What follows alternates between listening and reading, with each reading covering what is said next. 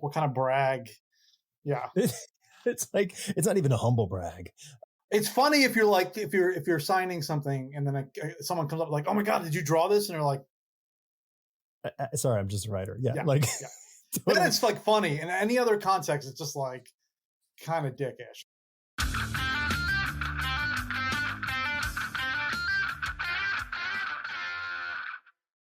Hey, welcome. Thanks for tuning in again.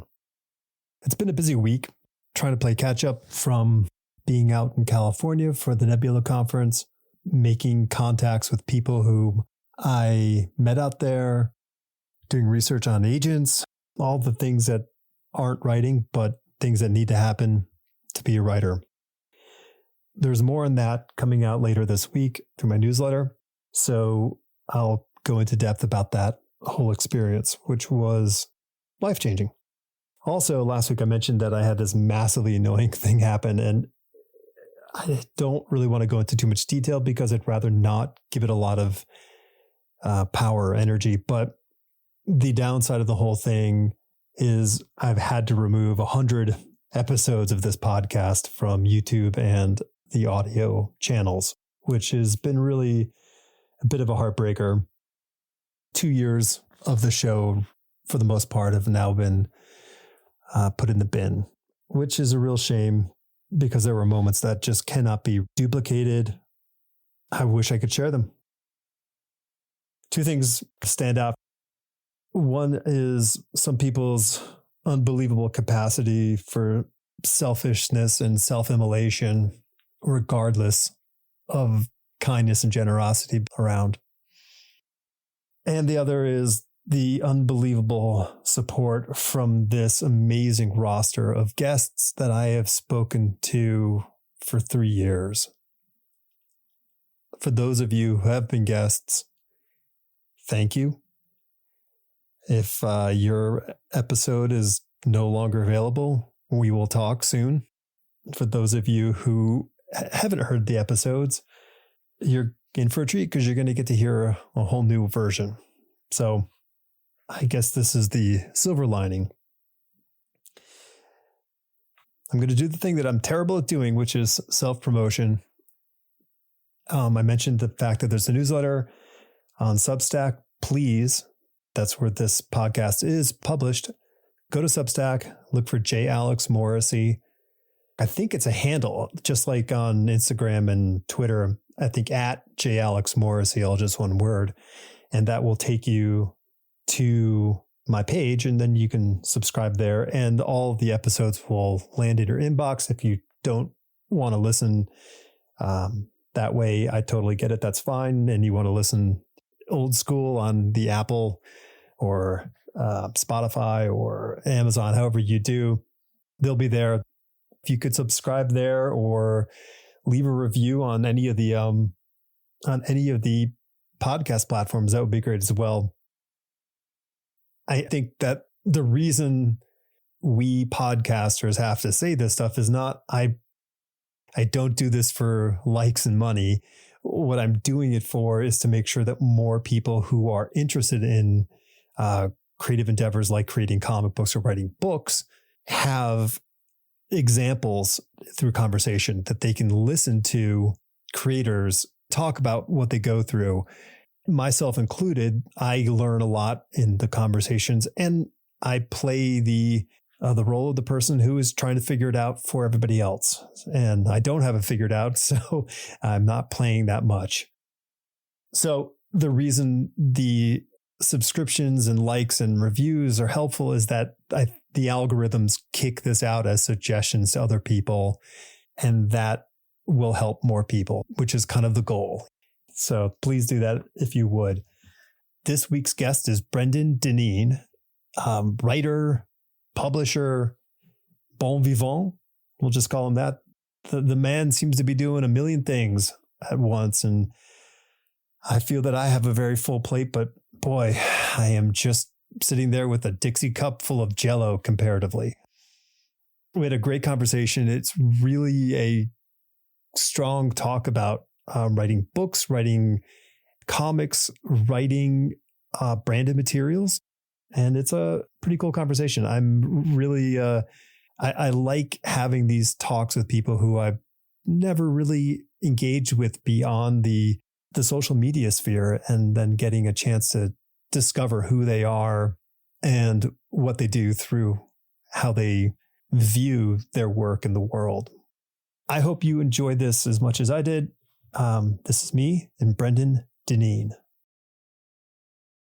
Yeah, I'm not. I mean, I've done a million conventions, and I'm not the guy who's like, "Hey, come here, come here, come here. I got something to show you." It's like, oh, well, I mean, like, I think you have to be to a point, like at the beginning, like you got to hustle at the beginning to yeah. build some sort of audience any way you can. I don't know that I've ever done. I guess when I first started, well, no, I guess the first one no one knew, but the second one I did. I had Flash Gordon, so that it's sort of Flash Gordon brought people to me, so I didn't have to Sure. do that. So anyway, how you doing? So I went to the Nebulas this weekend for SIFWA, and I thought about you because there was a panel that I attended called "Writing in Other People's Worlds," and I was like, oh yeah, like that's what First off, that's comic books, so I was like, I'm like, oh, yeah, I get that, but like people like yourself who are like, hey, we want you to write the story about this property, which isn't writing a comic book, it's writing, the novel. And I was like, oh, okay. And then I don't know if you know him, but he knows you. The author Chris Farnsworth was like, he's like, oh, hey, he's like, I'm like, yeah, I'm going to talk to Brendan this week. So he was like, I mean, I don't know him personally. I think it's like one of those social media friendships. Mm-hmm.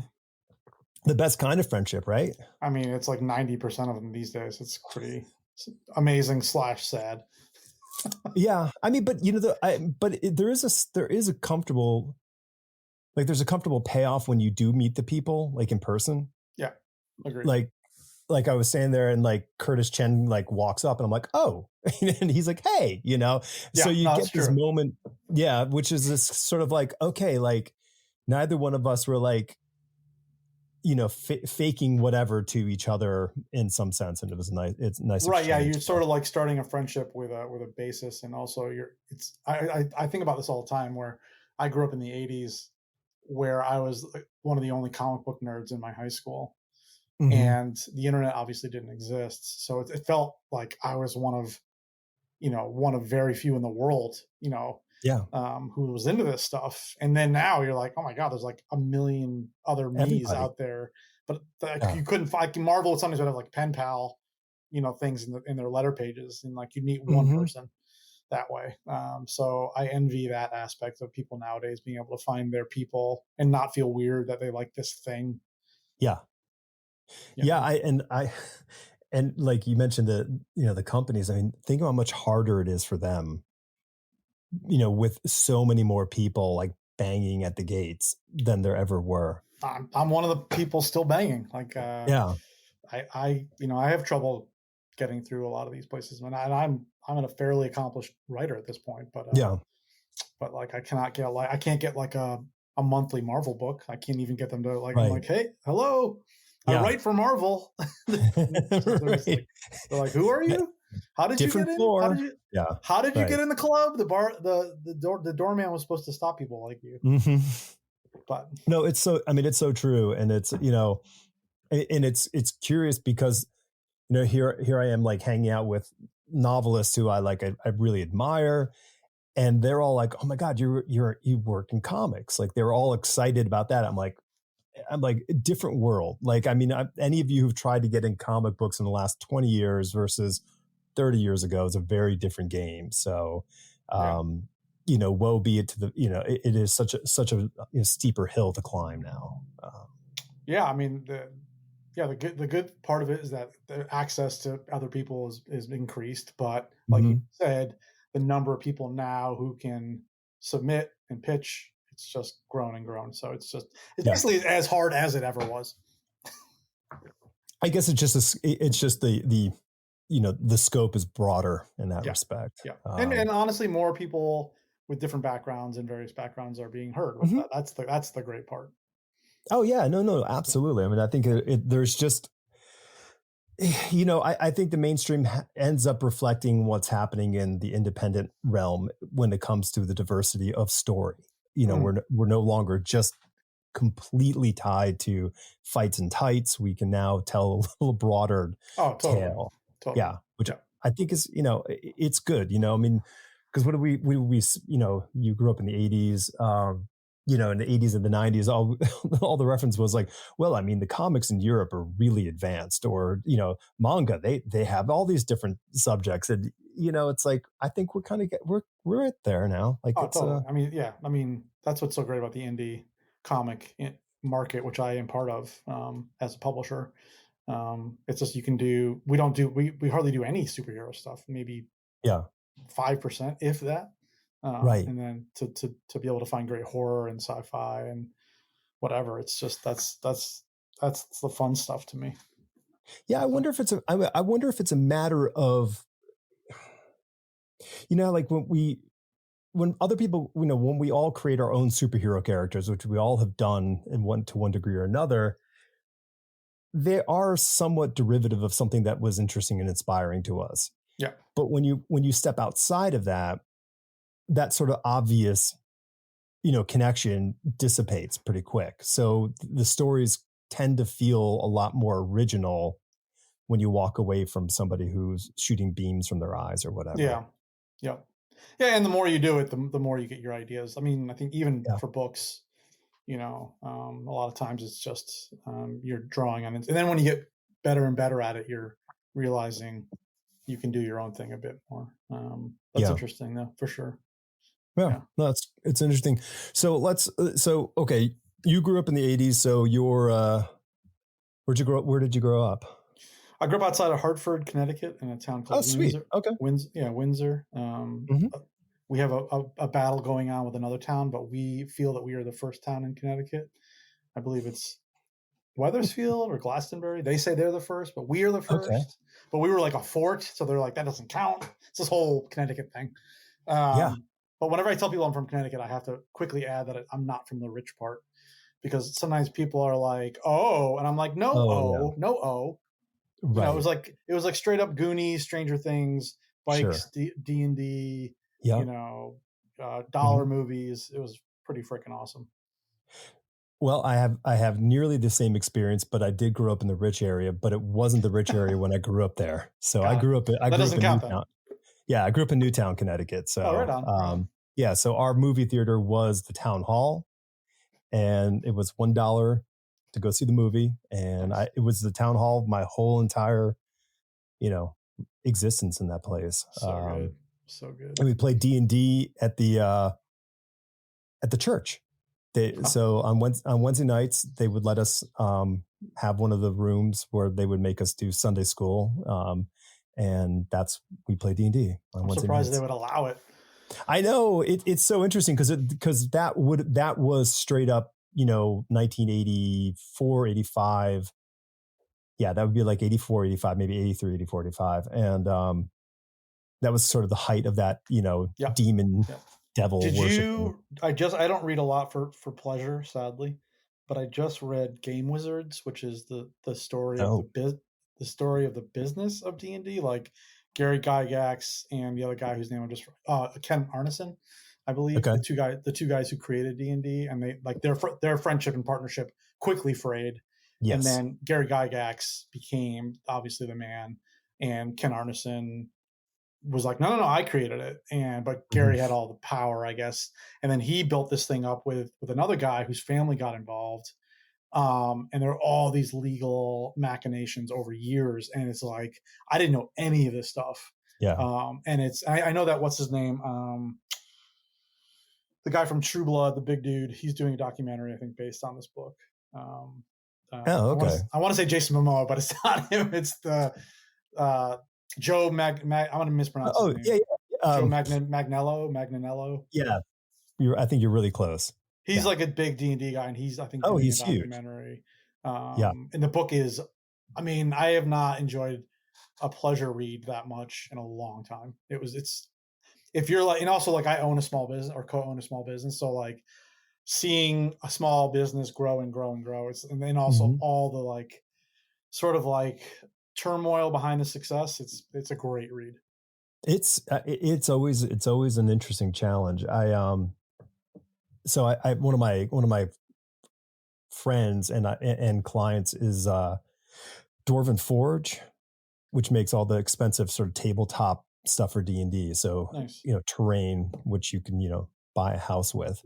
And like they did a documentary a couple of years ago on the guy who sort of started the company called the Dwarvenaut. And I think it's on Netflix still, but it's very interesting to see all the background stuff. And they're at Gen Con, hanging out with Gygax's kids. And it's just, Wow. I mean, it's an interesting world. Yeah. Yeah. But I highly Yeah. recommend this book, Game Wizards. Okay. Well, I wrote it down. Yeah, So it's I'll fantastic. definitely check it out. Yeah.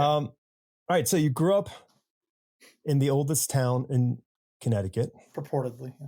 I'm just giving it to you, man. It's like free. It's Yeah. free. It's a free bonus. Yes. If it's on the internet, if we say it, then it's real. I don't know. I just love the idea that these two towns are battling. It's like there's got to be some kind of movie where it gets. There's a total story there. It gets really dark between these two towns. Yeah. What was it? Sure. Shelbyville in The Simpsons. Yeah, right. Shelbyville. Those bastards. Oh, well, you actually kind of grew up right south of, the first Springfield I was aware of, and probably you were aware of. So like, I'm sure you were like, is that the Springfield from The Simpsons? Right. Springfield, Mass. Sure. Yeah. Right. The hell. Absolutely.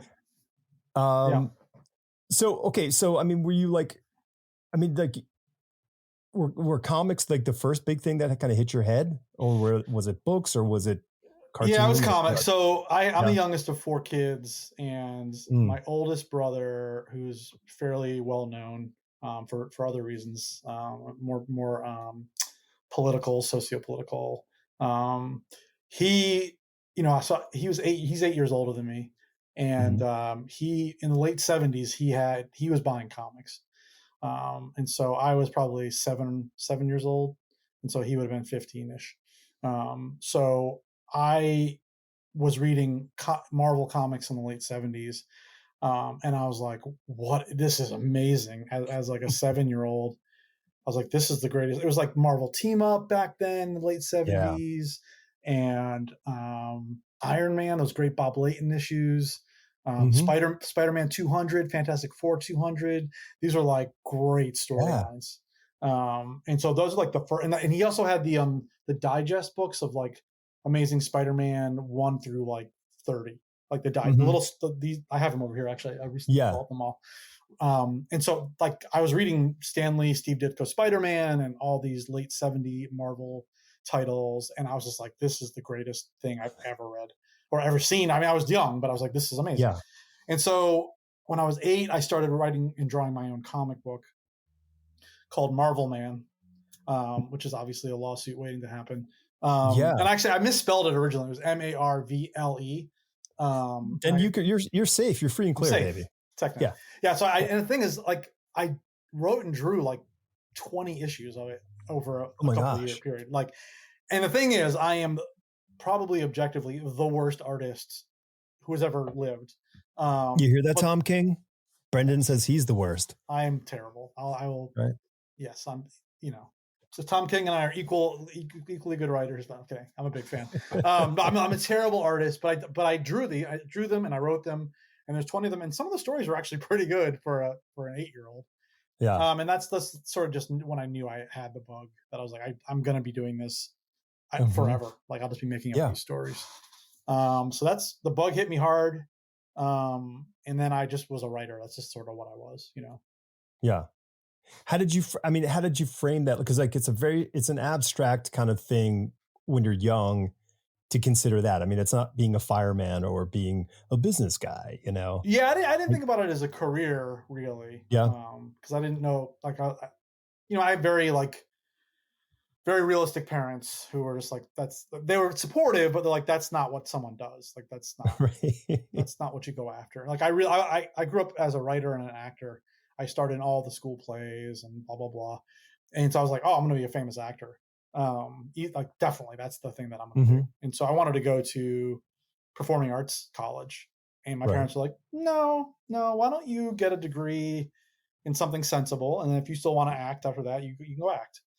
And so I don't think I even fought back that much. I think I was like, okay, that's fine. So I got a degree to teach high school English, Okay. um, which is what I got my degree in. And then I moved to New York and I started acting and writing. And I was just like, I mean, other than my student teaching in Pennsylvania for one semester in high school, I never taught high school again. Yeah.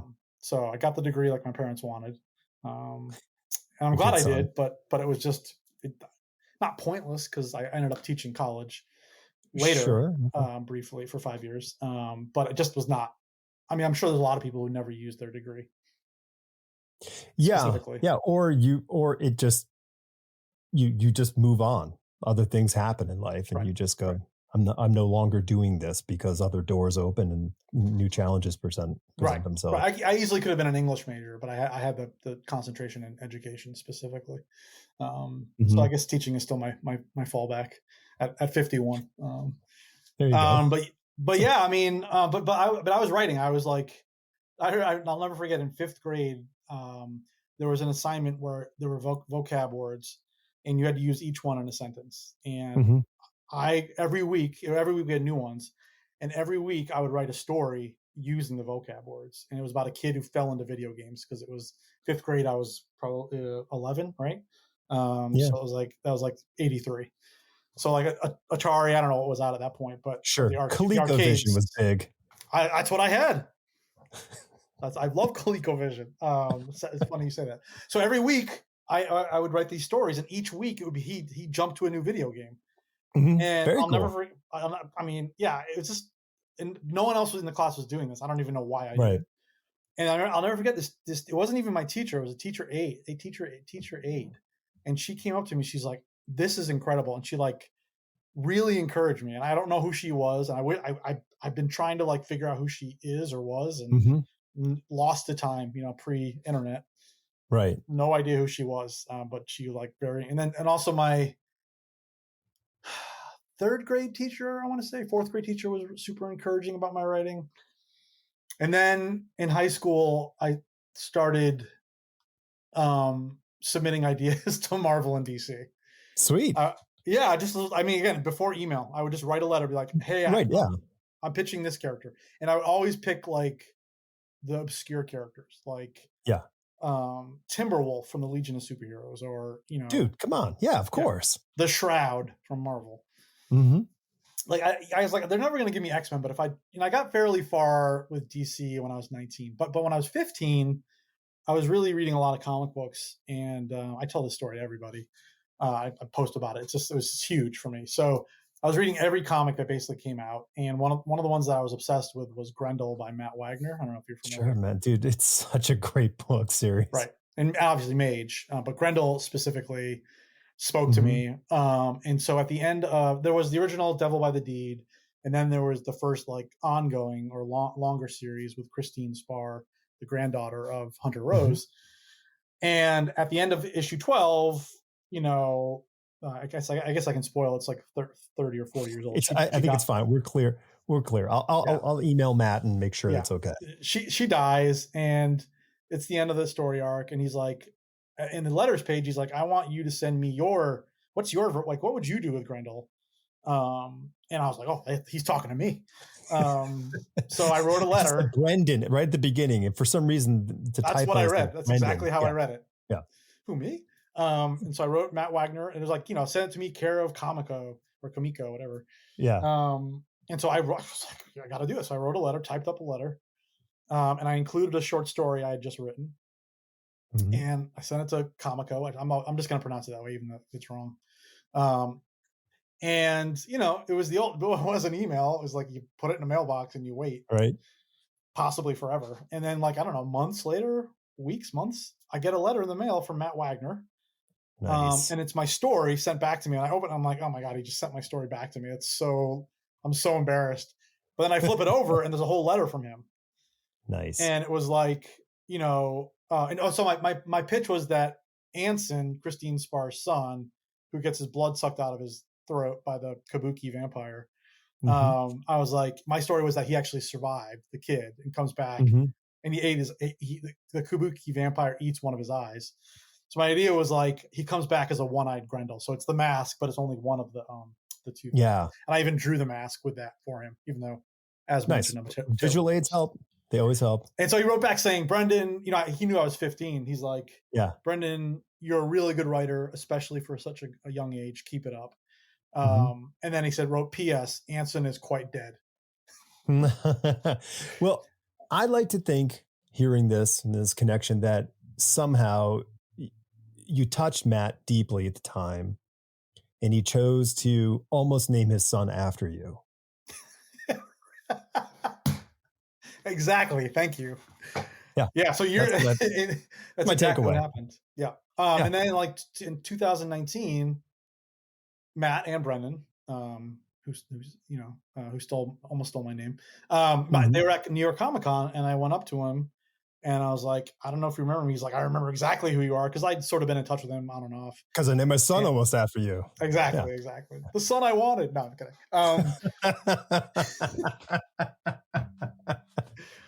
Sorry, Brendan. Totally kidding. And we got a picture together, and where is it? Oh, I'll grab it. I don't buy original art because it's just too expensive. But it's the only piece of original art that I bought, that I own. Oh, it's cool. That's a cool headshot of Grendel, of the original Grendel. Yeah, little Hunter Rose. Rose. It's beautiful. So it was like, and he knows, and I've written an essay that was in an anthology about that whole thing and where I was when I was 15. And anyway, so that for me was like, if Matt Wagner tells me that I'm good, I think maybe I can do this. And so then I wrote my first novel when I was 18, like a whole novel, and it was terrible. It was, of course, it is awful. But I did. I finished a book when I was a senior in high school. Huge. That's huge, man. Yeah. So regardless, we all know. Listen, we all know first drafts are horrible. So it's okay. I mean, first draft, second, it was just a bad book. It was. I was trying so hard to say something, as we do when we're 18. Yeah. And then I wrote my second book when I was 21, and it was a little better, still not great. And then I wrote my third book, kids book, when I was like 22, and it was pretty good, honestly. And then my next book took me 15 years to write, because I kept putting it down, and I got my life going. And that's the one that got published. That was my first novel that got published. Yeah. So anyway, that was when did that get when and how old were you when that was published finally? I was in my early 40s. So okay, yeah. So I mean, I think a thing that we often face, when we want to do the thing that we want to do, is this. We want it now. We want it now. We want it big, but it's that the journey is so much longer than, because someone can come onto the scene, whether they're a writer or an artist or whatever you have. And if they get attention, people think where did this person come from? Why are they getting all the attention so easily? And I want that. And what we fail to realize, it's 10 years. It's always 10 years for these things. It's even if it's not a matter of you banging your head against the door of the establishment, there's this time that it takes to say from this is what I want to do, and putting in the hours. You can walk away from it, but you got to come back to it. And you got to, and you eventually get to that thing where you go, here I am. And that's I don't think, all businesses take 5 years to get up and running if you do it right. There is no shortcut, and I think a creative thing takes 10 years. You really have to build something up to something. Yeah. I mean, my first comic got published when I was 34. Yeah. And that was huge, but it was a small publisher out of the UK. And it was my superhero. You mentioned, it was my superhero book. It was right. It was a ripoff of Batman, or Ragman, or the Shroud. It was or Moon Knight. It was sure hood, mask, yeah, cape. And it was cowled super character. Yes, dude, I love that look. And that's what it was. But it was really more about the cop. It was more about the Jim Gordon type character. It was R-rated, and I'm proud of it. But it was it was definitely young. And then after that, and then I got to write Flash Gordon. After that led to Flash Gordon, which was huge. That's so cool. A huge step. Huge. Forward. How old were you when the movie came out? You probably were little. Dude, so that came out in 1980, and right. I was 8 years old when that came out. Okay, and so you were probably Yeah, I Yep. saw it in the theater. I remember seeing it in the theater. Yeah. And now I'm friends with Sam Jones, and he and I are working on a Flash Gordon project together Crazy. that we're still figuring out. Because I actually I'm jumping around, but a few years ago, like right when the pandemic was ending, right when conventions were starting to happen again, it was the first one out of the pandemic for me. So it must have been 2021 maybe. I don't know. I don't remember Okay. when that we first started doing things again. But I went to he was going to be that in Wayne, New Jersey, which is relatively close to where I live. And so I went and I waited in line to meet him, and I had a copy of my Flash Gordon #1. Hmm. And I waited patiently, and then I was like, "Hey," and I pointed to my name. I'm like, "I don't know if you've ever heard of this, but I wrote this comic." And he's like, "You're Brendan Deneen?" And he reaches down underneath this table and he pulls out his laptop and he's like, "I'm missing issue 3, issue 5." And I was like, "What?" And so he's like, "Tell me everything about yourself." And there's a line behind me. I'm like, "Oh, I don't want to." He's like, "No, no, don't worry about them. Tell me everything." And so we talked for like Wow. 10 minutes, got a photo. He gave me his email, his cell phone number. And I was like, "We should write Flash Gordon together." He's like, "Yeah, let's do that." So then that's sort of how that started. So he and I are developing, talking to King Features, and so we'll see. Anyways, I mean, it's amazing. I mean, first off, love the movie. Saw yeah, it, my mom actually took me to the movies in the town hall to go see that one when it came out. And, it's kind of one of those perfect, films in yeah, its own, like, can't be duplicated, can't be, like it is a yeah. unicorn. It really is, Um, and I think like I mean Taiki Watiti. I think that's how you pronounce his name. Allegedly, he's doing the next one, and like okay. I'm not a huge fan of the Thor movies because they're a little too tongue in cheek for me. That Right. he did, but for him to do Flash Gordon, if he does it in that style, like just Yeah. full on tongue in cheek, or not tongue in cheek, but whatever, pulpy. Absurdist. Yeah, like I'm all in for that. It didn't work for Mhm. me for Thor as an old school fan, but like if he does that for Flash Gordon, that would be great. Yeah. Yeah. I wonder, I mean, clearly Chris Hemsworth has a great comedic timing as an actor, which Ridiculous. nobody knew about. Yeah. So I think that was like, we need to lean, they were like, we want to lean into this. I And, think he wanted that. I think he's probably he did the first two, and he's probably like, "This is boring." sure. Yeah. And I mean, but he's like, hilarious. It's annoying that he's that good looking, yeah, that good of an actor, and right. that huge, that funny. It's Yeah. like, dude, come Yeah. on, a It's, little obnoxious. yeah, right. Exactly. Come on.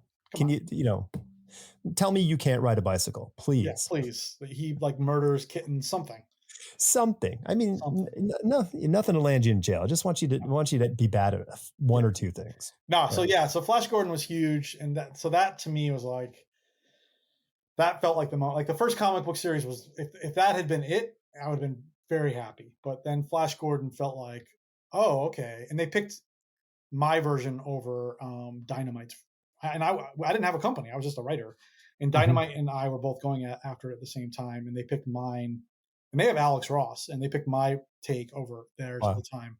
So I was like, maybe I can actually do this like for real. So that to me, that was 2008 when that first issue came out. So what did you? I mean, what was your? I mean, you made it. You made a pitch. I mean, you had. Did you make? I mean, you were making a pitch. So like, where were you in? Like, what were you doing in life at time? And how did you separate? Like, because I mean, I like to try to offer some public service in these things in the terms of like, for the person listening going, I want to do a thing, like, Yeah, but like I have this job at Best Buy and I hate my life, like you got to like understand, like we all have to work through the things we don't want to do just to get to the thing that we want to do. So yeah. where were you and what was your mind? You're not going to believe this answer. But I was working for Harvey Weinstein at the time. Yeah.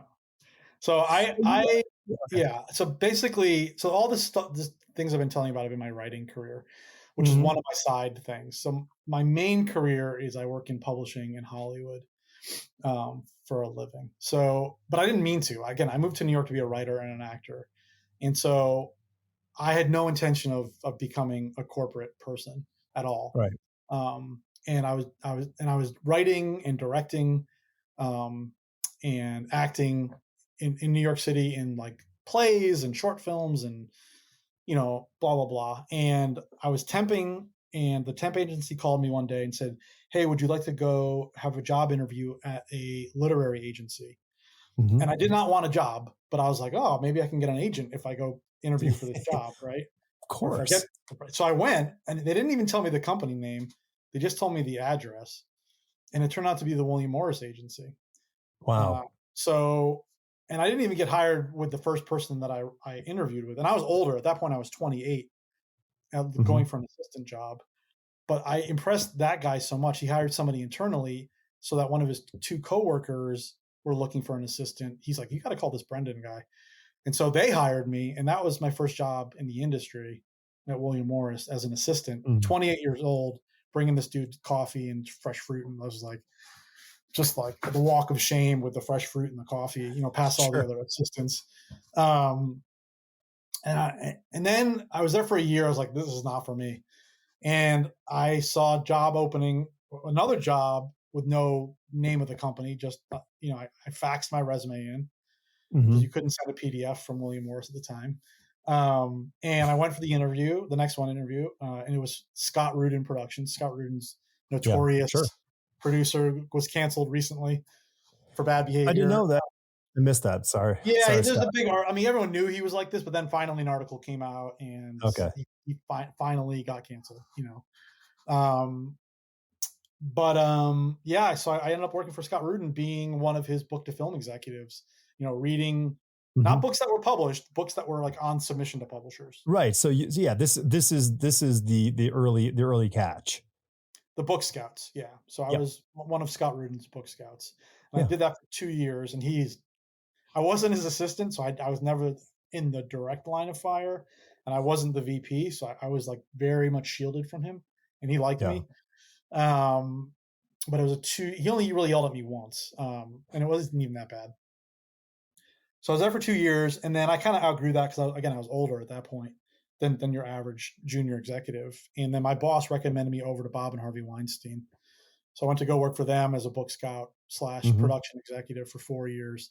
I was there for the last 2 years of Miramax and the first 2 years of the Weinstein Company, and all 4 years Okay. was also Dimension Films.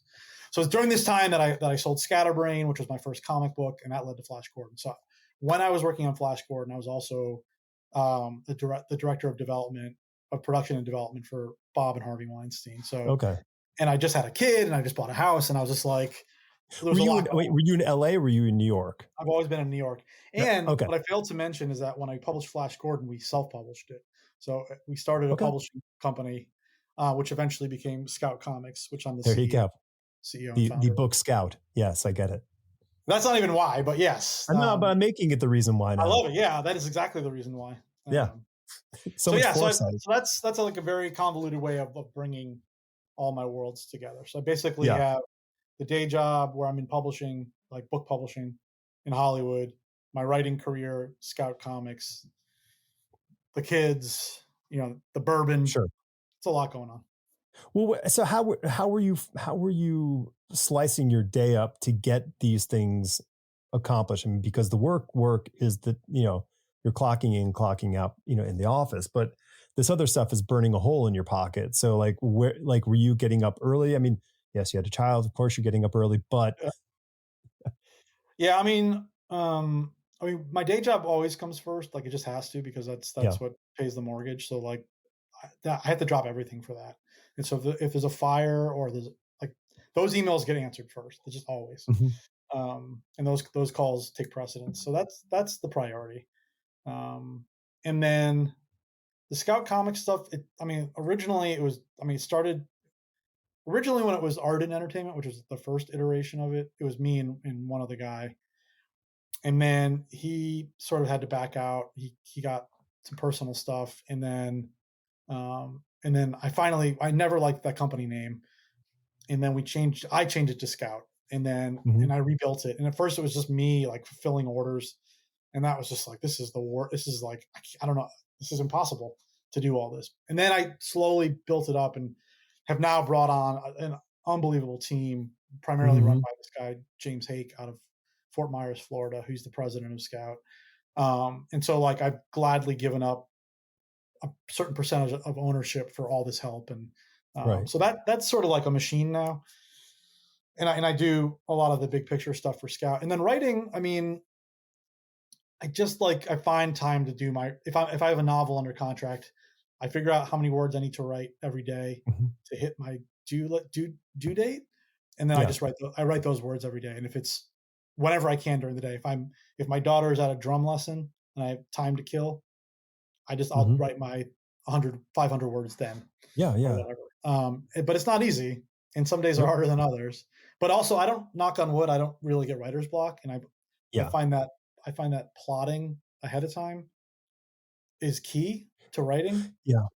Um, and so You if I could, I know the mean, plot, yeah, you could discover your way through it, and that's cool. But there's a lot of fat to trim. There's a lot of like sort of work you have to do after the fact. Be like, oh, I guess that doesn't uh, need to be here. But if totally. you do plot it out logically, and I think there's a fear, this trepidation that a lot of writers have about, well, if I outline it, then I'm not going to be able to be creative. There's this sense of like that they feel like hamstrung, by this structure. And I'm like, I don't think it's really that, because I think the second you sit down and start, pretending to be these characters, you automatically you are sort of discovering your way to that next point, that marker point in the story, and you just keep going that way. Yeah, I'd say it's the opposite. I'd say it's easier to be creative when you have the structure because then you're not No, no, worrying I'm about. saying I'm agreeing the No, structure. I'm I'm saying saying that, I'm yeah. agreeing with you. I'd say it's the Oh, opposite of okay. what you're saying. Some people say. Right, right, yeah. I agree with you 100%. If you have a structure, it allows you not to even think about it, so that you can color outside the lines, and you can. Hmm. But like, it's that's why I can write. I mean, I've written two novels, full novels for Marvel, Morbius and Guardians of the Galaxy, and each one I wrote in 2 months, which is while doing all this other stuff, Sure. and Yeah. which is just insane to me that I was able to do that. But it was because I had very specific plots, and I could just okay. I don't know how I'm getting. I know the next plot point, and I just got to Hmm. barrel through this and get there. And like you said, Yep. later on, you get the first draft out, and then you go back, and then you Yeah. trim. So, okay, a couple questions. First of all, what's the word count for both of those books, just so I get an idea? So I've written two novels for Titan, and now I'm writing my third that I can't reveal yet. They're not letting me, but it's my favorite, probably one of my favorite film franchises, an original novel set in there. So they keep adding 5,000. So the first one was 70. That was Okay. Morbius. Morbius was 70. Hmm. Guardians of the Galaxy was 75, and the one I'm writing now is 80. And it's like, oh, jeez, come on, Yeah. go down on the word count. Yeah. Well, yeah. I mean, it's like they're rewarding you by additional, what is it, a five? That's Yeah, another 30 pages of the book. They're like, here you go. And you're like, cool, yeah, but yeah. yeah. It's fine. Um, It's. I mean, I'm writing one of my. Like I said, I can't. I wish I could tell you, but it's like I don't know. It's good. they're not letting me. It's But I like. It's my one. It's my absolute favorite. Like one of my absolute favorite sci-fi franchises. It's. I can't even believe it. And it started as yeah. fan fiction, which is the craziest thing. It comes back. Everything comes around, right? Yeah. Um, so okay, so that's, I mean, but that's an interesting thing. I mean, like, so I attended the Nebulas, you know, this year, and I'm like, I'm going to do a rewrite of, I'm just do a final polished pass of my book. So I had to figure out, this is the amount of time I have. I have to figure out what my daily word count has to be, and then you just make it happen. Like Yep. it's just fine. Okay, morning session, I got this amount done. Let's see if I get some in the afternoon. Cool, dinner is over. I'm going to write for the next 2 hours and get it done. Like, and you find your points to the day to try to make this thing happen, and just you know make it work. Yeah. Yeah, and I don't do certain things that are probably very time consuming. Like I don't play video games. I don't game at Yeah, all, and I don't yeah, watch me a ton. neither. I don't watch a ton of TV. Like obviously, if there's a new Star Wars show, new Marvel show, like that's a priority. But like, Hmm. I can't watch anything that's like 20 seasons long. I can't.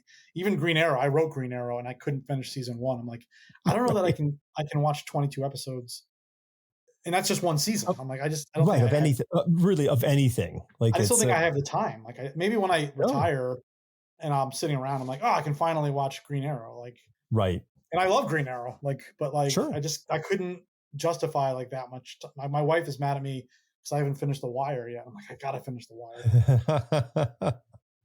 No, it's so true. And there's so much that like if you want to do the thing, you've got to give up things that are less interesting, Yeah, and while all the stuff is great, if you're the one who wants to make the TV show or the movie, you can't spend your time watching TV shows and movies. You got to be taking the time to write the thing or whatever the thing. right. And then you start then, but then it's like everybody's mentioning X movie or X show. You're like, Sure. well, this one I have to, even if I don't, I got to make time because this is part of a cultural zeitgeist Yep. moment, especially working my day job in Hollywood where I'll be on these calls with executives from whatever studio or streamer, and certain, like It Follows, that horror movie. Mm-hmm. It got name dropped over and over and over and over again for like 3 years. And I was like, I should probably, and I saw a lot of horror. I should probably watch this because I hadn't even seen it, and even I was like, oh, it's like It Follows. I'm like, I haven't even seen it. I'm like, I should probably. Right. So then I'm like, this is like appointment viewing. I have to do this now. Yeah. Well, yeah, I mean that's the work aspect. Like, how do you translate that into work, work time? And like you were saying, you don't have time to do, reading for fun. Like it's like, so Barely. yeah, like, and like, so how do you squeeze in like, oh, okay, I'll get an audiobook of the book that I have to have this book in my head somehow. Yeah. Okay, do the audiobook, and then I'll listen to it when I'm driving or running or whatever the thing you do where you don't have to be thinking. Yeah. Yeah. Absolutely. Yeah. I do a little. I mean, I work for an audiobook company, Blackstone. So I do the audiobook sometimes, and I am constantly driving my kids around, so that's been helpful. But like every year when I go away on summer vacation, I'll just pack, whatever. For a long time, it was like Harry Potter or Hunger Games Mhm. or whatever book. I'm never going to make that into a movie, so I can just read it and enjoy it. Right. It's already done, so you're It's already safe. done. Even though I, Just sit back and yeah. So I'm the worst when it comes. I mean, people are like, oh, have you read this popular book? I'm like, I've never read that. dude, I embarrassed myself in front of Joe Halderman on like Friday or Saturday. It was like I just blanked on his name, and I'm standing there talking to him and he and his wife, who had mistaken me for Ray Naylor. So I feel like I got away. It was an even Even exchange. yeah, yeah. And I said, I'm like, oh, so what do you guys write? And she's like, oh, I don't write, but he's a grandmaster. I'm like, oh, okay. Yeah, that's fine. That's fine. Yeah. We can't know everything. No. But they were hilarious and fun. So it's fun. Everything's good. But you just can't. I mean, you just can't know it all and be on top of it. It's No, just I've given up trying. I mean, again, I'm 51. I'm like, sort of. I just know my lane now, and I'm not Mhm. like a huge writer. I mean, I'm successful as far as I'm concerned. I'm not. Right. I don't ever see a world where I'm like a huge name, but like having a lot of fun with it. I feel really, really lucky, honestly. Yeah. I think you would have fit really well in with that panel of writing in other worlds. I think that would have been Yeah, and I a do. I good mean, thing even for as you. an editor, I do a lot of that stuff. Like I did as an editor, I did 8 Walking Dead novels with Mhm. Kirkman and Shaban and Singa. I did a Psycho sequel, a Norman Bates Psycho sequel, and I hired a writer for that. So I love. Well, if I'm not the one to play in the world, I still like. I mean, I'm doing 4 Valiant novels as an editor right now. Mhm. That I'm not writing any of them. So I like, even if I'm not going to be the guy writing the books. I love playing in other worlds. It's fun. I like creating my own stuff too, but Sure. I try to strike that balance. I mean, I've got 2 books under contract. So there'll be 6 novels by the end of 2025. I'll have had 6 novels published, and 3 are originals, and 3 will have been That's a great licensed. balance. I know it's That's a really really fun. It's really fun. Yeah. No, that's a really good balance. Yeah, and mm, I mean, the getting that, trying to find that balance is really important. It's super tough, because I think a lot of people, oh, I don't want to write somebody else's stuff. I want to write my own stuff, and that's cool. That's fine. But there's a lot of opportunity out there. There's far more opportunity to write somebody else's stuff, whether it is a comic book or a licensed novel. There's Yeah. a lot of stuff out there that needs to be published. Yeah, it's interesting. I haven't told anybody this, so I almost turned down the Guardians of the Galaxy novel when they Really. proposed it to me because I refuse to write novelizations. Like I just don't Hmm. want to do it. And so what they wanted me to do was to novelize a Marvel storyline, a big epic Marvel storyline Yeah. called Annihilation Conquest, which is not even like, it's not even Annihilation, it's the sequel to Annihilation Conquest. And so I was like, I was almost like, I don't want to novelize anything. I said, and then I realized, and I looked at, I had never read it and still haven't really read it. But I looked it up and I was like, this thing is huge. It took place over like, I don't know how many issues, 50 issues. Okay. And I went back to them and I was like, if I can make my version of this, taking from that storyline, taking from the movie, and like 25% or maybe 30% the original, 20% the movie, and 50% my own stuff, I'll do it. And they were like, absolutely. So, Okay. but I almost didn't do it. And I was like, I really had to weigh if I was willing to do it. Because I told myself very early in my writing career, as such that it is, that I would never do a novelization. So why did you Because make that choice? because I just don't want to like regurgitate something that already exists. It just Okay. feels like just not my thing. And Mm-hmm. novelizations have like movies for the most part aren't really novelized. It was a big thing in the Totally. 80s When we were because growing up, like in the 70s and the 80s, the novelized film was because you that didn't big. have VHS even. Like that was the only way to No, read the movie left the theater and you just never saw it again. So it was like gone. it was the Yeah. only way to like I read Empire Strikes Back novelization literally probably 50 times when Yeah. I I got have somewhere. the original Star Wars novelization Oh really? hardcover. Oh, Like, hardcover. Wow. yeah, no, the hardcover. And I got that like like in 77 before the movie came out. Like, what Yeah. is, like, someone sent Oh, it to me. before They're it like, came here out. you Funny. go. That's I'm amazing. like, what is it? Because it's copyright 76. And I'm just like, what, Right. Right. what is Yeah. this? Yeah. And like, it's like Star, Luke, there's like Luke Star Killer. I'm like, who Yeah. is this? It's Like, so and funny. then, Yeah. Last summer, I yeah, just finally read Splinter of the Mind's Eye for the first yep. time. Yeah. That was interesting. So yeah, man, like I almost didn't do it. And then I was like, well, they're actually letting me. I only really read the outline, the synopsis of the original comic. So like, I didn't want to be too influenced. I just wanted to hit some of the plot points. So yeah, so like it's like Morbius was my own take on that story, Mm-hmm. and then the one I'm writing now is an original, which is crazy to me. Um, so like, yeah, I think if you love a franchise and they let you play in that sandbox, it's worth it. I would never want to only be other people's sandbox guy, Sure. but I've really tried to. It's sort of like movie stars, like they'll do one big movie, and then they'll do like the indie, The For Me right? movie. Yeah. Or like the stage play, and then they'll go do the Marvel movie and make all the money, and then they'll go, Yeah. the Mark Ruffalo or whatever. Yeah. And I Did you think, see Hemsworth's stage play was fantastic? no, I didn't know that. No, I'm just kidding. oh, Totally I mean, I making that wouldn't be part up. surprised. Right. Like Of course. one man Hamlet. Okay, Yeah. I was, I can't, it was, no, it wasn't Ruffalo. Oh, come on. The brother and sister starts with they start oh, last. Gyllenhaal. Gyllenhaal.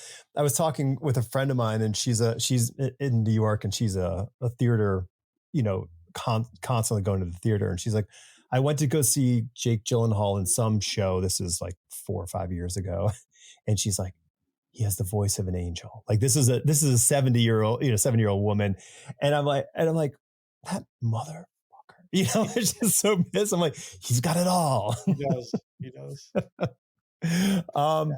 what do they like? So, as a curiosity to me, because like often, like in with Marvel or DC, there's a lot of sort of overriding editorial, point of view that has to be kind of impressed into the monthly versions of the comics, because we need to keep this big thing in mind when it comes to the licensed comics. So like Morbius, let's use that for example. Like, what, after you get the phone call, like what do they say? This is what we want. Like, how much of this is what we want is coming across from them to you?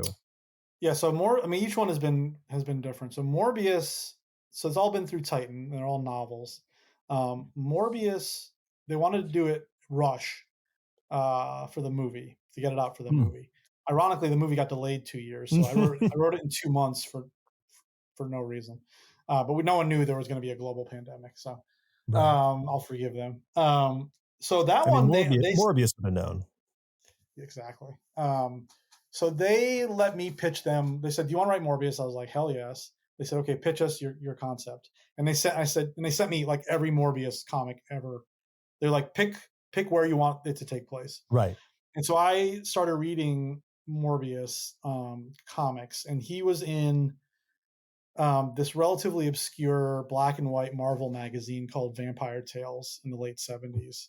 Sure. After he was fighting Spider-Man when he first appeared, then he was in this relatively obscure black and white, a little more R-rated, like the Conan black and white magazine. Yeah. The magazine size stuff. It was cool. Those are cool. Yeah.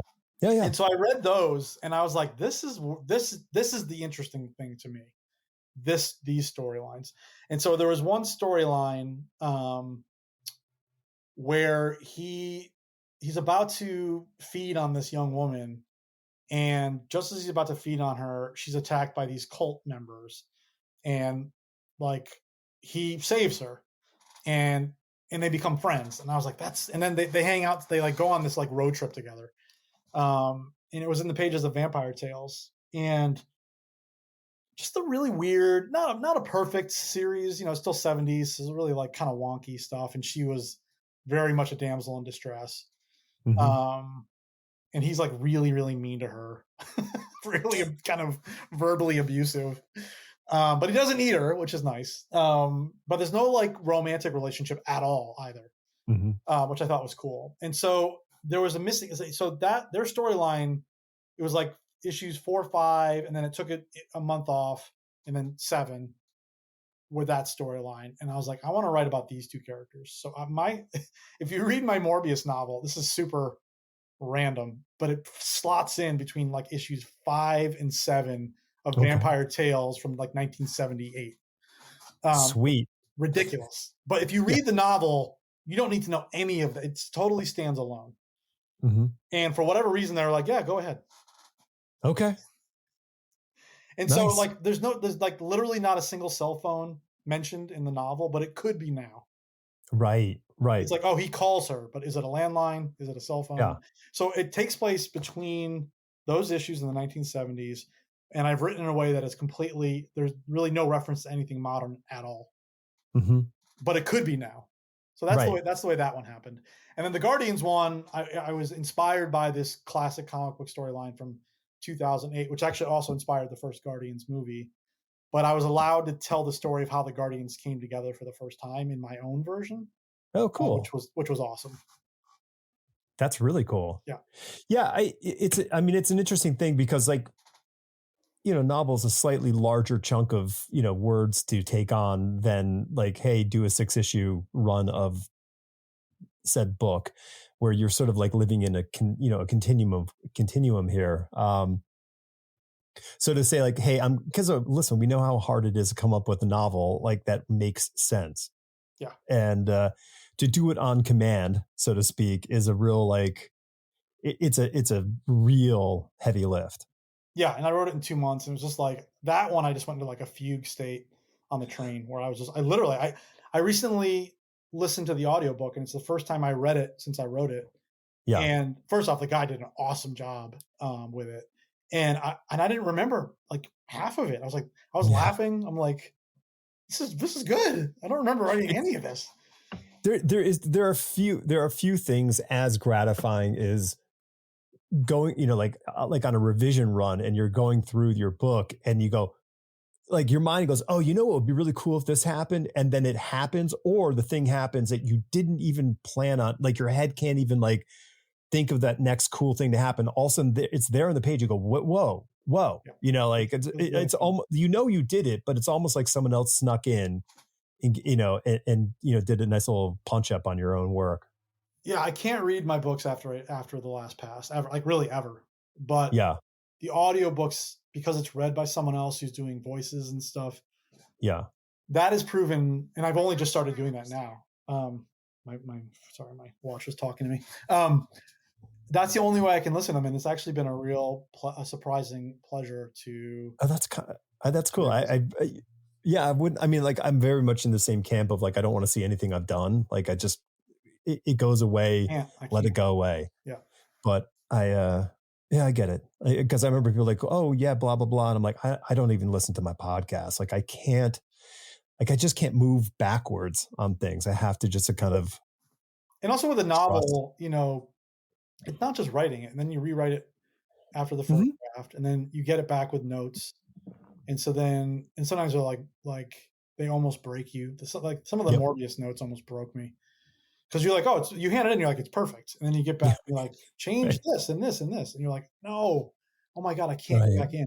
And then you get the last set of notes, like because it's never just one set. It's like, Yeah. oh god, great job incorporating all that. Now can you do these three more things? Sure. Right. By the time you turn in the final draft, and then also you have to do a final copy edit, right? Hmm. You've read it. You not only have you written it a couple times, but you've read it like 5 times in a Yep. space of a couple months. Yeah. And for me, by the time you hand in the final draft, you're like, I freaking hate this thing. And the idea of even 5 years later reading, I'm like, I can't Yeah. do it. Yeah. But Well, hearing it felt completely different. yeah, I mean, and yeah, I mean, maybe because you are sort of the association isn't specifically directly you because there's somebody else in between And they're also doing like I write it with certain inflections in my mind. in Like your head. every Yeah. sentence has a certain cadence in my novels. And then this dude comes along and reads it completely differently, and I'm like, God, it's so much better. Or like Yeah. there's one scene in Morbius that I posted on Twitter recently that I completely forgot I wrote, where Morbius is talking about fighting Spider-Man, Hmm. and it was hilarious. And I don't remember writing it. And the guy who did the voice, the audio narration, nailed it, and it was hilarious. And full credit, not credit for my Yeah. writing, full credit to this Yeah. dude for his delivery. For It the was awesome. performance. It was Yeah. great. So like if any author happens to listen to this and has an audiobook and has been holding off, I highly recommend it.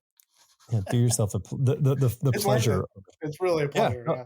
I mean, it sounds like it would be an absolute hoot. Yeah. Um,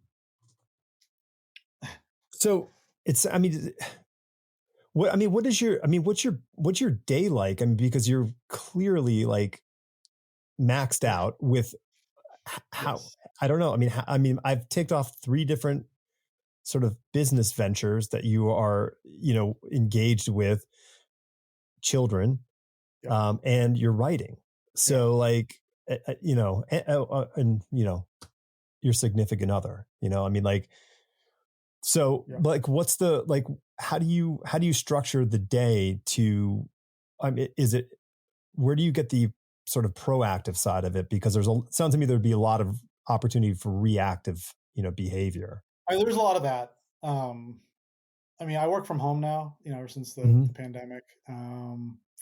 So that's helpful. The lack of a commute, because I used to commute into New York City, and it was just. I mean, I did Yeah. ride on the train, but that can just suck your soul out, like just being on a train for that long because it was a long commute. So that helps. I write really fast. That's I'm lucky that I Hmm. don't get blocked ever. I've never, again, knock on wood, but I've Sure. never gotten blocked. So like writing to me, like I write like remember for this current novel, I'm writing 850 words a day, Okay. which after Morbius was like 1,500 a day, which was very difficult. Right. 850 is kind of like leisurely. And so Mhm. like, and honestly, I can knock that out. I mean, if it takes me an hour, that's a lot. Like I Yeah. just don't, it's just like, like I know exactly where the plot's going, and I'm not trying to Right. be artful, and I can go back in later and put a little poetry in there, but I'm like, just getting these characters, and I know the plot, so I'm just getting them from point Hmm. A to point B. So that doesn't take a lot of time, but I wake up, man, I get my kids to school, and then I, like I said earlier, I take care of my day job stuff first at Blackstone. It's my priority, and so I just take care of that stuff first. And Scout's very important. But again, because I'm the CEO, it's all bigger picture stuff, Yep. and I can get help from all the different team members. Um, and then I just and then a lot of Zooms, a lot of calls, and and then I write when I can during the day. It's never a set time. And also sometimes I have a free hour and I'm like, I just don't feel it right now. Yeah. And then I have to wait until, and then at the end of the day, I'm like, sometimes that pressure, you're like, oh shit, it's Hmm. 11. It's 11 o'clock. Yeah. I go to bed every night at 11:50 on the dot, Yeah. and I have to write my 8:50.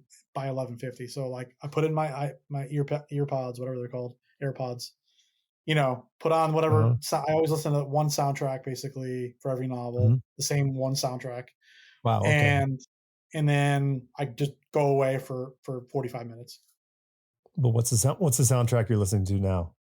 Tron Legacy Okay. by Awesome. Daft Punk. Yeah, Nice. That's yeah. good. Yeah. Yeah. It is. Yeah. I mean, I'm an early riser, so I get up and do the things I need to do early, and then I have my writing time, and then I do client work in the afternoon. It's just easier for me to get the writing done, because I will not prioritize it once I open the door. You know, I mean, I haven't done it yet today, so Yeah. but I got a little. I did a little extra yesterday, so I've got only 6:50 to do today. So that's good. Yeah, man. Some days when I do it early because I have it on. I have like a calendar for my family stuff. Like oh, one daughter Uh-huh. has practice, the other daughter has whatever. And so on the end of each day, I have my word count. So then the greatest part of my day, other than my children, my wife, is when I cross out my word count for that day. So like Yeah. today's is not crossed out yet. So like the sooner I do it, the less stressed I am for the rest of the day. So Yeah, because it does remove a whole hell of a lot from the thing. yes, So like I said, I went through the whole draft revision. Now my book is huge, so we're talking, you know, upwards of 175,000 words. So it's a big woo, book. Okay. And I was starting off in the early stages. I'm like 4,000 words a day. I'm like, oof. wow, I'm not jeez, going to make it. So then I'm like, okay, my goal for by the end of the week, get to 5,000 a day. And then I yeah. get there. Next week, I'm like, I have to get to 6,000 of a day A or I day do per not make day? the day. Oh So my god, I would max out some days getting close to 8, but it was an average at 6 to somewhere between 6 wow, and 7 that's on a crazy. day. This is revising, but it was a structural, there was a lot of structural stuff I had to sort of incorporate, but it was really, really like hard. And I remember about a week and a half, 2 weeks out from the end, I just felt I had exceeded my capacity. I've, I kind of broke myself. Like I know I Yeah, have to do it and I will do it, but that where that was, I was getting that 5,000 by, noon or 1 o'clock. I wasn't there. Like it yeah, was, it took, it took me till going to bed at night. And that was mm, just, it was a lot. So, but it was great for me to do a frame of reference where I'm like, okay, cool. Like on my 80,000 word books, like 2 months we're in and out, we're done. Like this is doable. You can easily do 1,500 a day. You can draft that out and then you yeah, can, you can do the revisions and get that done in a couple of weeks, boom, boom. And just, yeah. yeah. Yeah, it's tough for me. I think because I got all these different hats, it's just Yeah. very tough to 1,500 was tough. It was It's tough. tough. It's tough. And, but it's like, it is that thing, like where you're saying, doing it every day. If you do it every day, like doing 850, you can just do Yeah, it yeah. because But there's again, I no have to, sort of, like you said, I have to sort of like get it. I have to. I wish I could do it in the morning, but like yeah, sometimes I do. But then it's the end of the day. You're like 8:50 feels like a lot all of a sudden. for sure. Well, at Yeah, 11 o'clock, it would feel like a hell of a lot. yeah, Yeah. yeah. Then you just Yeah. do. Because you're, Oh, that was easy. Why did I do this to myself? Why did I stress about it? That was easy. well, I mean, but that's the job of a creative mind is to like, second guess yourself at all times to be like, you're not doing it enough right or good. I know. It's I just know. these stupid battles that we have to wage, which it's funny because I don't struggle with that writer's block thing as well, because iteration is sort of part of the job. Like to be a professional, you need to iterate. Like it's Yeah. just, you need to generate, you need to iterate, you need to go. And Yeah, I feel like writer's block is probably often like second guessing what you're writing. It's like don't even think about it. Just like no, worry about that next time. Like yep, on the rewrite. yep. The first draft, you have to just honor it being terrible. Like you just have to go like, I got to get to the end. You got to get to the end because you can't fix what's not there. And that's, 100%. yeah. So it's a big chase to the end. So then you can do that heavy lifting of going like, okay, wait a minute. I've missed this whole point here or whatever. But let's jump back a little bit here when you were talking about outlining. Mm. So structuring your work before you sit down and you start putting the prose on the page, what's that process like for you, and like how long are you putting into it for, the 80,000 word book? Yeah, so I do it for my day job. I write synopses basically because Mm-hmm. so I've been an editor for professionally since 2010, when I was at St. Martin's Press, when I got hired there as an editor. So fairly quickly, I co-opted the Alloy Entertainment model. I mean, they didn't start it, but they're probably the most famous for it, which Mm-hmm. is an editor comes up with a concept and then hires an author to write the book. But the Yep. publishing company owns the IP because it's the editor's concept. So fairly early on into my run at Macmillan, I started doing the Alloy Entertainment model, where I would create a concept, hire an author to write the book, and then publish it. And Macmillan would own the rights, and then I'd sell the movie rights because we own the rights. And so I was writing synopses constantly, and Yeah. so those do not take me much time at all. I'm very, very fast at writing synopses. They're not perfect, but I can bang out a synopsis really, really Mm-hmm. fast. So, and so like I think for the one I'm writing right now, the 80,000 words, I want to say it was like 5 pages, single spaced. Okay. It hits all the major plot points, and Act Three is usually like the least specific. So it's like, More and then there's action. a big, and then there's a big war, or Yeah. There's always the fight. You don't have to write a lot of then detail the on. monsters attack. Yeah. So like, but then the setup is always the act one is always the majority of the synopsis. It's like Mm-hmm. you're introducing the setup, you're introducing all the characters, you're introducing the conflict, the ticking clock. And, but ironically, Act Two is the hardest one for me to write because I'm in Act Two for my novel right now. Mm-hmm. I feel like setup is easy and payoff is easy. It's the Sure. middle part where you have to sort of get a lot of information out and a lot of It's the revelations.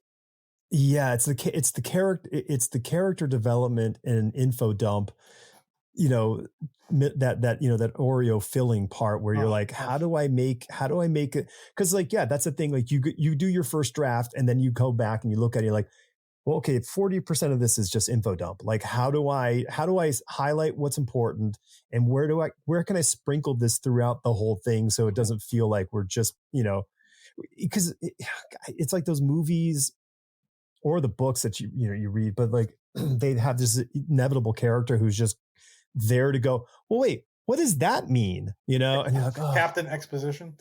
yeah. No, it's corporal exposition. Okay. It has no rank. Yeah, just eventual fodder. What was it in Austin Powers? Was Basil Exposition? Basil exposition. They're And I'm finding in this book even now, like Act Two that I'm writing, it's like now the things that I sort of fudged are not making sense. So I'm mhm, having, and this is sort of why you can be more creative within a structure.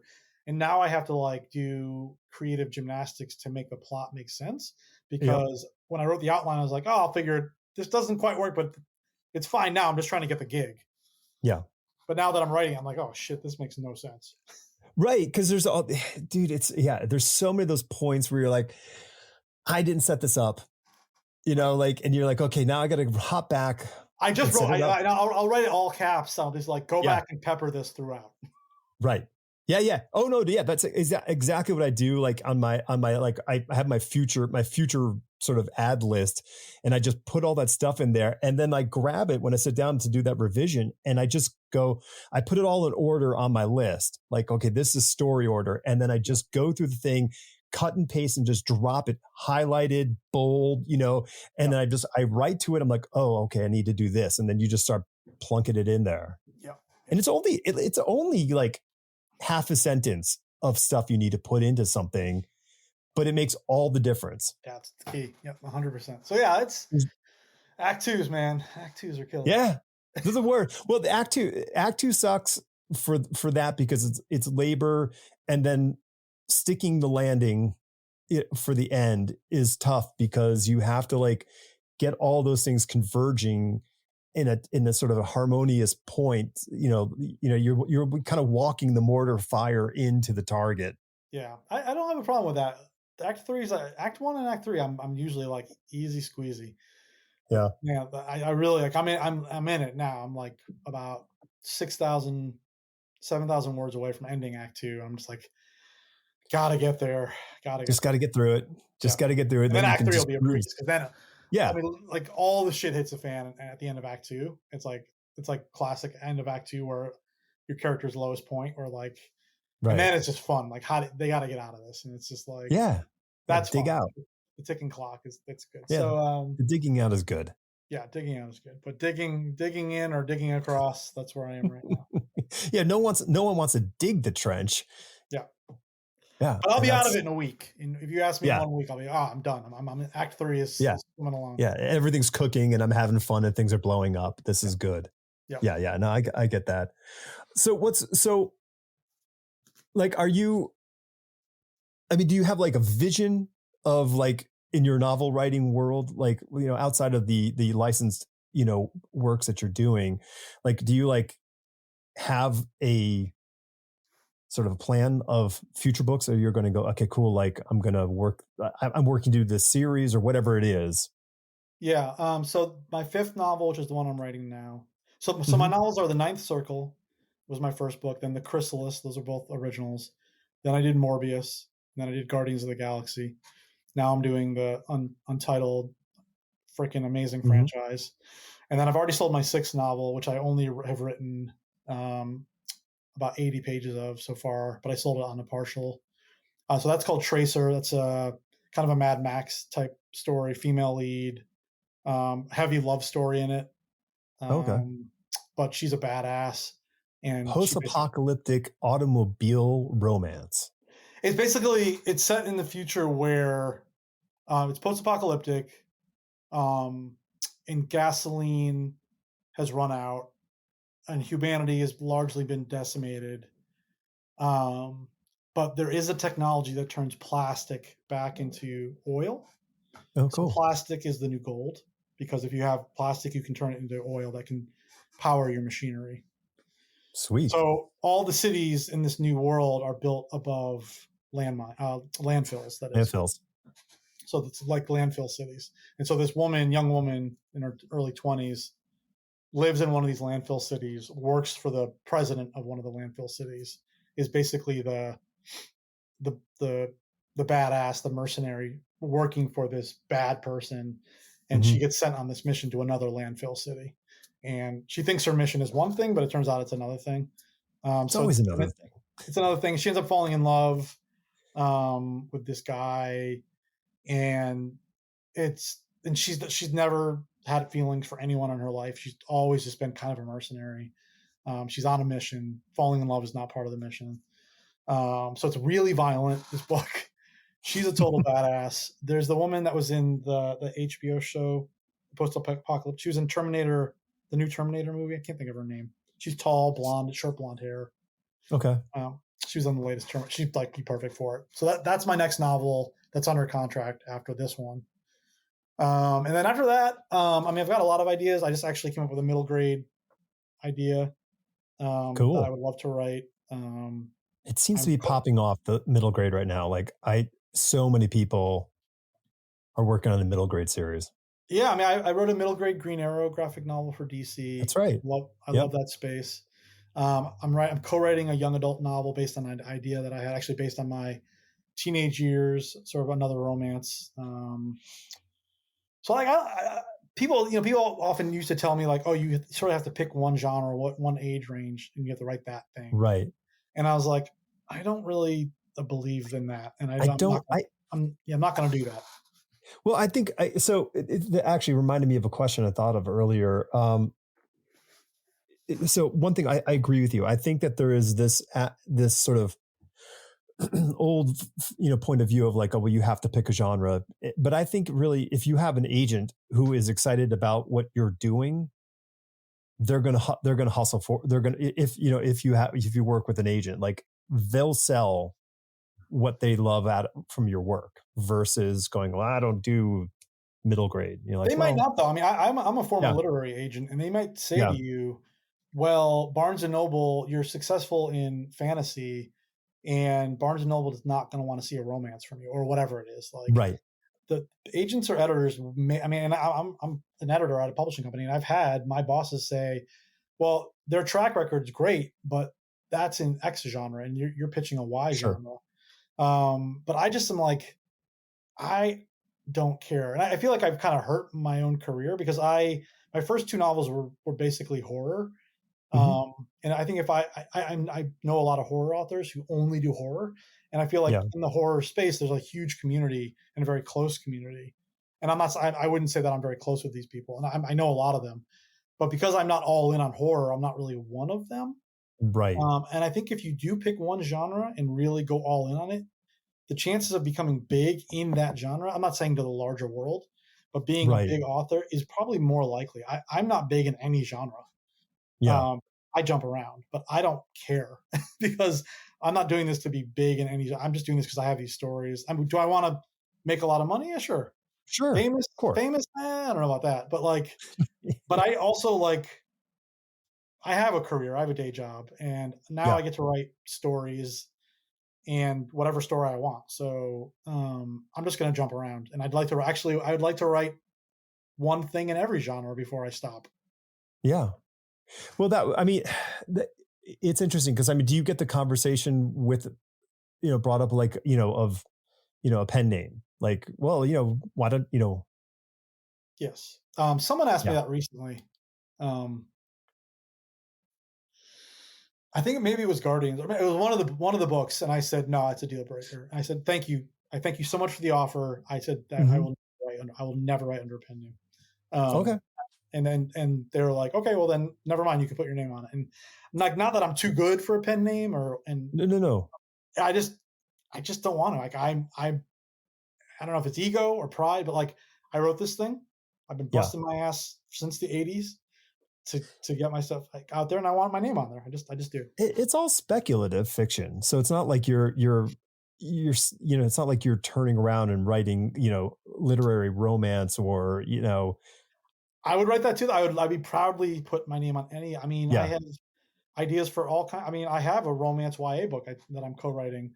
I brought on an amazing female author to write the female's point of view in the book. Hmm. It's a straight up teen romance. I'm like, I Yeah. love that. That's a great genre. I mean, the only thing I probably wouldn't write is like erotica. Like that's probably the only one. If someone's like, here's $1 million to write an erotica, I'm like, all right, time for that pen name. Right, there you go. Okay. So now we know what the definition would be for you. Okay. That's the only one. And even then, I Yeah. might be like, well, some of that writing is really good. Put my name back on there. Right.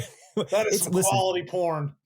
it's $1 million line. That's Right. fine. Okay. And no one's gonna call you, a bad word for that. Yeah. And So because yeah, that's a normal advance, I think, right? I mean, that's usually $1 million for an advance. I think yeah, that's pretty much especially for your common. debut. Oh yeah, totally. um, cool. So, I guess maybe we'll just kind of tie it up here. But what's Yeah. yeah, man. What do people where can people find you? What are they can they look out for you? I mean, you're pretty active on Twitter. Yeah, so yeah, Twitter is pretty easy to find me. I'm on the Facebook. I know I have an author page. I finally got back on Instagram when I thought Twitter was going to die.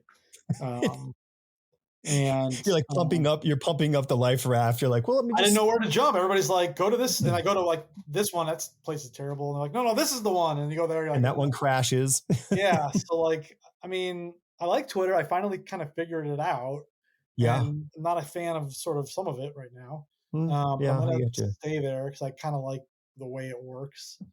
But yeah, so I've got one comic book series that's monthly-ish right now called The Bones of the Gods. It's not selling particularly well, which is a bummer because I'm really really proud of it, and it's my speaking of wanting to hit every genre, it's my first fantasy thing. And look, original comic books are hard to They're sell and to get. super tough. It's super tough, man. Like anything original is hard to sell. Yep. We are, that's why we have, oh, it's like this, because we're just trying to get people to say, so why don't you, what's the comp titles for the Lord of the series, and what's the Rings. oh No, yeah, it's like Lord of the Rings, but like and the Matrix. It's all the Yeah, best things it's Lord of ever. the Rings. It's the Fellowship of the Ring meets Two Towers. No, I mean, it's look, it's a classic sword and sorcery comic book series. Uh-huh. The cool hook here, the Bones of the Gods, is that for centuries, for millennia, these two gods that no one knew if they actually existed or not, the two religions would murder each other for thousands of years Mm-hmm. because of these religions that neither actually knew if their gods existed. This is my Right. commentary on religion, to be honest. And then one day during a battle, the gods show up and they decide, okay, we're going to finally have our battle. So they finally have their battle. It basically destroys a lot of the earth, and they end up killing each other simultaneously. And their bones crash to the earth, or submerged under the earth from the impact. And Mm-hmm. then humanity slowly gets back on its whoever's left. Humanity slowly Right. gets back on its feet, rebuilds 20 years later, and the lead character is this 16-year-old girl. Her dad was one of the warriors from the opening scene who was there that day when the gods revealed themselves. And if you find a bone of the god, it's full of power. Yeah. And so everybody's on the hunt for them. They're very, very difficult to find. And of course, our lead, the 16-year-old girl, she's working on her farm. Clink, she finds a bone, and shit goes very bad for her from there. Ah, awesome. Yeah. That So sounds good. See, I'm that so sounds proud of great. it. Yeah, I'm really Yeah. proud of it. The release schedule's been a little uneven, as it is for comics. And again, just in the comic book industry, which I know a lot about, I am the publisher of the comic at Scout. Mm-hmm. It's hard to break out original Yeah. material in the comic marketplace. It's super tough. I mean, this is why a lot of effort, energy is put into either trying to get the highest letter grade talent you can to put on this stuff to get that audience to come. Yep. And that's why we have variant covers. I mean, the whole thing is to try to get that eye and the attention. While it is just it's hard to make a clear ring, amongst the din. Yeah. Um, I mean, yeah. look, once again, it's sort of like I love this story. I wrote it. It's Mm-hmm. going to come out. It's going to be what it's going to be. Eventually, it'll be collected. I'll put it on the bookshelf. Right. Um, and look, I happen to have connections in Hollywood, and perhaps someday it'll Who go knows? there, and you never know. Sure. So like I'm going to write it, and then I got my fantasy genre. Okay, check. Tick. Yeah. But trying to hit all of them. So that's what I'm writing right now. Guardians of the Galaxy is coming out 3 months later than it was supposed to. My novel, which is enraging, but that's Yeah, life. timing's tough from that one, but So it's supposed to come out in April. I'll hold off on seeing the movie until the book comes out. Yeah, don't do that. It's a good movie. So it was supposed to come out on April 18th. Now it's coming out on July 11th, which is Okay. killer. It's painful. It's out in the UK. And then I'll be announcing my next novel, the licensed one, which is crazy. I can't believe I'm writing it, and that announcement should be soon-ish. I'll tell you about it offline. That's cool. So what issue are you up to with the Bones of the Gods? Bones of the Gods number 4 comes out next Wednesday, so a week from Okay. Sweet. Wednesday. Awesome. And it's a 6-issue series. That would be May 24th or 5th or whatever that is. Yeah, May 24th. There you go. Well, this is an absolute pleasure. I'm glad we were finally able to do this. Yes. It's always fun to get into writing talk and get a little bit nerdy in there, but it's okay. So I mean, in the 80s it wasn't as cool as it is now, so it's awesome. I'm super pumped, and yeah, I'll take a look at the series. I'll probably wait for the collected edition just because I have the hardest time keeping up with anything in that respect. And super excited that your Guardians book's coming out. That's yes, me too. It's big. Me too. Very proud of it. Right on. All right. Well, until next time. Thank you so much. I have to figure out how to get out of this. There you go.